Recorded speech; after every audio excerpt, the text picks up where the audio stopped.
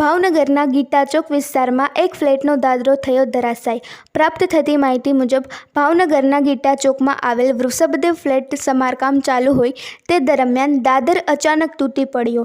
આમ તો ભાવનગરની અંદર જર્જરી ઇમારતો ઘણી બધી આવેલી છે, પરંતુ ભાવનગર મહાનગરપાલિકાને ઇમારત દેખાતી હશે કે નહીં દેખાય એ નથી ખબર, પરંતુ જ્યારે પણ કોઈ ઘટના બને છે ત્યારે જર્જરિત ઇમારતો સામે આવે છે. તેવી જ ઘટના શહેરના ગીતા ચોક વિસ્તારની અંદર ઋષભદેવ ફ્લેટની અંદર બની હતી, જેમાં દાદર અચાનક તૂટી પડ્યો હતો.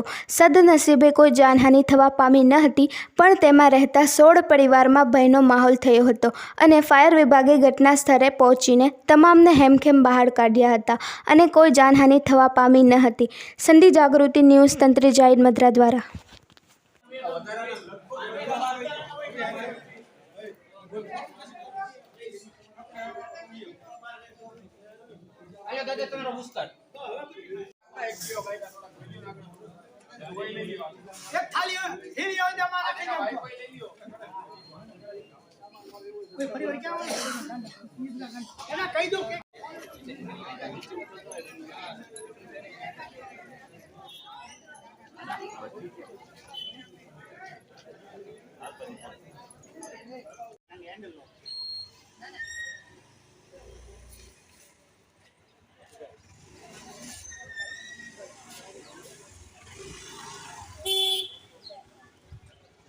એપાર્ટમેન્ટ તેની અંદર બીજા માળનો દાદરો રિનોવેશન કરતા પડેલ છે.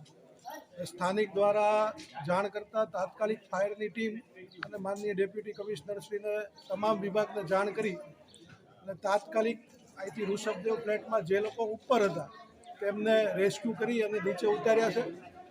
ભગવાનના આશીર્વાદથી કોઈપણ જાતની જાનહાનિ થઈ નથી, એટલું સારું છે. એટલે અત્યારે તમામ ફાયરની ટીમે રેસ્ક્યુ કરી અને તમામ જેટલા રહેવાસીઓ હતા તેમને નીચે ઉતારી દીધા છે અને આગળની કાર્યવાહી ફાયર વિભાગ કરવા.